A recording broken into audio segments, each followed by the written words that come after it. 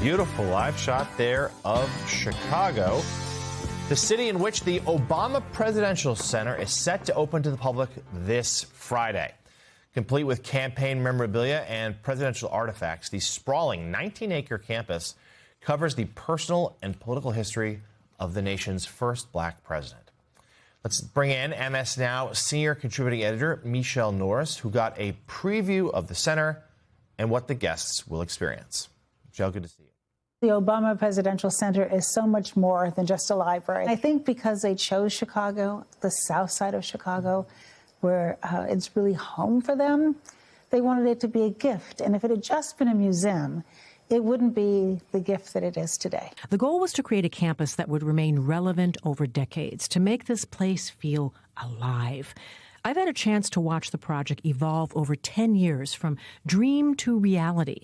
The Obama Foundation assembled a storytelling committee of historians, scholars, and storytellers to serve as a resource. I was on that committee and got a firsthand look at the thinking behind the exhibits, the architecture, and the commitment to create a campus that served the surrounding community. Today, the Obama Presidential Center is more than a museum or a space for archival study. The $850 million campus has a regulation-sized basketball court, an auditorium and performance space, a recording studio for creators. And since Barack Obama worked as a community organizer in this same neighborhood, it's not surprising to see that the center also has classrooms and meeting spaces for workshops and organizing. There's a teaching kitchen and a fruit and vegetable garden, a flourishing beehive that's part of a sustainable ecosystem. Barbecue grills dot the walking paths. There's also a brand new branch of the Chicago Public Library and a children's playground. Hey! That was fantastic. That equipment has been stress tested by the president himself. The Obamas want this place to be a community hub, a place for kids to frolic in a fountain when it's hot. The water terrace is named for his mom, Stanley Ann Dunham, or come in from the Chicago cold to check out a book or just hang out in a comfortable chair under the artwork in the lobby. A place where families could picnic or where tourists might enjoy a meal in the restaurant. Almost every space on this campus is open to the public, much of it free of charge. It is designed to be a magnet for people to meet and gather and organize.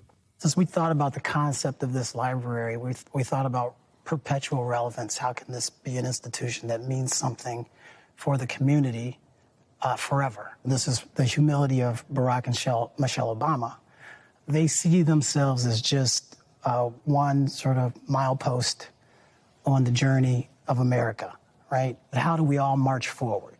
So it's not about them, it's about their place in this arc of American history and about how do we empower everybody else in our communities, in our world, to continue that journey to make the world a better place. So, Michelle, eagerly anticipated opening of the center later this week. Tell us what else struck you. It's a presidential center, by the way. Good morning, Jonathan. It's a presidential center unlike any that we've ever seen in this country. In fact, it's called a center and not a library, and that signals just how they've done this differently. This Friday, we will do a 2-hour special here on MS Now that will allow people to get a look at the library. A lot of people can't get to Chicago. Even if you can get to Chicago, you might not be able to get a ticket because they're sold out now until deep into the fall. And we want to give people a chance to go inside and see what this place is all about. Presidential libraries are usually not open-armed to the public in this way. There are barbecue, as we just explained, there are barbecue grills. There are spaces for people to just come and hang out. Most of the space is not ticketed. So there is a museum where you will learn about presidential policy and you'll see a lot of artwork. You need a ticket for that. But if you just want to go visit the restaurant, if you just want to go look at some of the artwork, if you just want to go to the library or hang out, that's available to you. And Jonathan, what is interesting about this is the way he decided to tell a story. President Obama has told his story in books. He's done several interviews, but telling a story this time, he could have started, it's an extraordinary story, unlike many other presidents, unlike most. And he could have started the story with his story. And instead, what he does is ask Americans to lean into the founding contradictions of our country And he talks about the unfinished business. It's not just all the things he got done, it's the things he didn't get done. And the message there for people is that the work is now yours. We didn't finish this, that we always see struggle in this country. And the message for future generations is that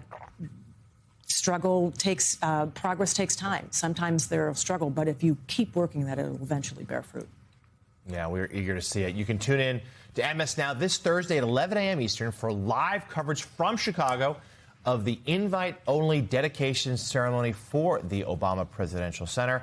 And then on Friday at 9 p.m. Eastern, Michelle will host a special behind-the-scenes look into the center, which will feature exclusive interviews with former President Barack Obama, First Lady Michelle Obama, and members of their inner circle. That's a can't miss. MS Now senior contributing editor Michelle Norris, thank you again. And Reverend Sharpton, let's get your quick thoughts on this.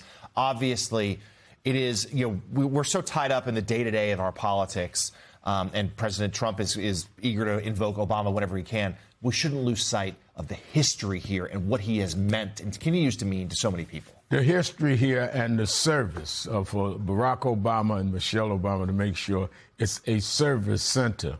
It runs consistent with him starting as a community organizer. I'm excited to be there Thursday for the opening because it's going to be a community service, not a statue to the way we were.